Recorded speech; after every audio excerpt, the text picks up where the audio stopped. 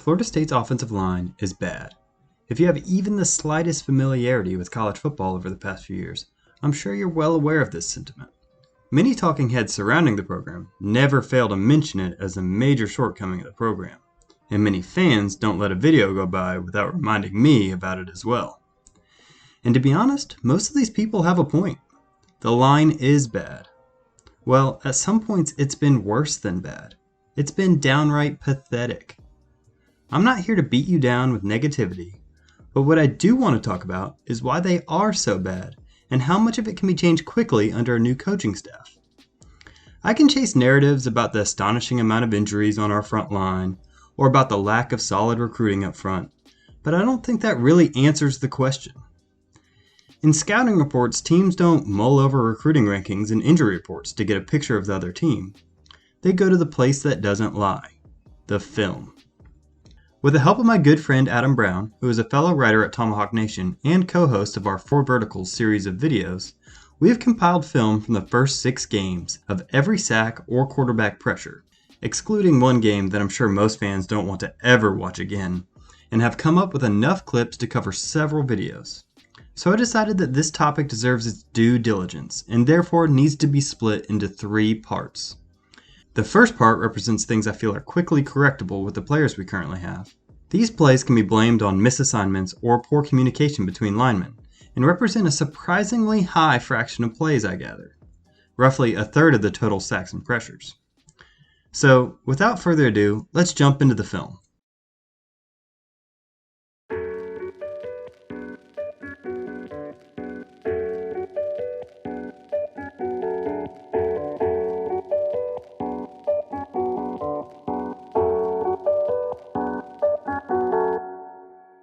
This play best represents what I mean when I say there was a miscommunication between players.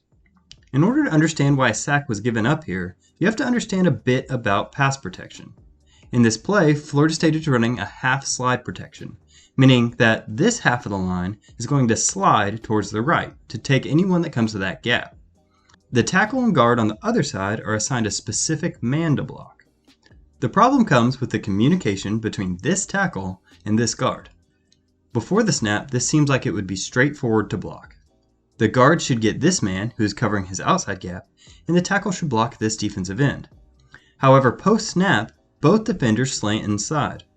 The tackle sees this and correctly passes his man off to the guard, who is slow to leave his man, giving the defender a free pass to the quarterback. Now this play is a little harder to assign blame. We have the same half slide protection, but the problem comes from this backside guard. He's working in tandem with the running back to block this defensive tackle and this linebacker. He passes off the tackle, which seems to be what he's supposed to do, but either way, Cam Akers needs to pick up this free defender, and he just doesn't. This is compounded by the fact that this guard then gets demolished by this linebacker, and the whole play blows up before it even begins.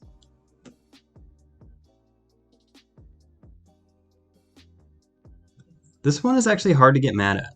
Boise calls an overload blitz to the top of the screen. It appears that FSU is on big or BOB protection, which is just a man-on-man protection. However, Boise anticipates this and sends his defensive tackle to occupy the guard, and this linebacker takes advantage of the now empty gap. This is just a good play call. In the NFL, you might expect your quarterback to switch to a slide protection to cover this gap, but that's really not something you often see at the college level. These next 2 plays are almost identical when it comes to offensive line play.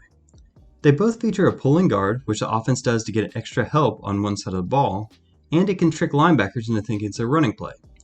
And they feature an offensive tackle getting caught trying to cover the now open gap. To be honest, no tackle FSU had was really fast enough to shore up that gap and cover the outside. In both plays, the tackle gets beat on a speed rush for an uncontested sack.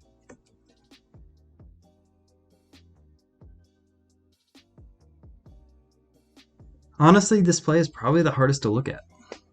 This defensive end doesn't get touched on his way to the quarterback.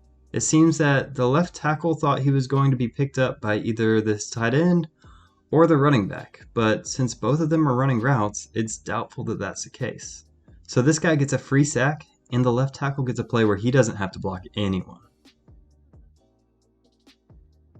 There were a startling amount of free runners at the quarterback last year, and there are a variety of factors that contributed to that. A disproportionate amount of injuries and several recruiting busts have forced the Seminoles to start freshmen and make it hard to trust where each other is supposed to be. Cohesion's not helped by the revolving door of offensive line coaches. For this reason, you shouldn't expect the world from this line in the next year. Mike Norvell has proven his chops as an offensive mind, and if you have any doubt of that, check out my other videos on the subject. But at this point, it's hard to constantly adapt to new systems for these kids. However, fans should have some optimism in this area. These communication issues can be fixed, and in year 2 and 3 of Norvell, I expect that they will represent a much smaller fraction of sacks and pressures. But for now, take some solace in the fact that the line can improve greatly without a complete overhaul in talent, which is a much longer and more painful process. If you like this video, check out some other articles discussing the meat of Seminoles football by my friend Adam Brown that I linked in the description below, and check out my series on Norvell's incoming scheme. Don't forget to like and subscribe. Thanks.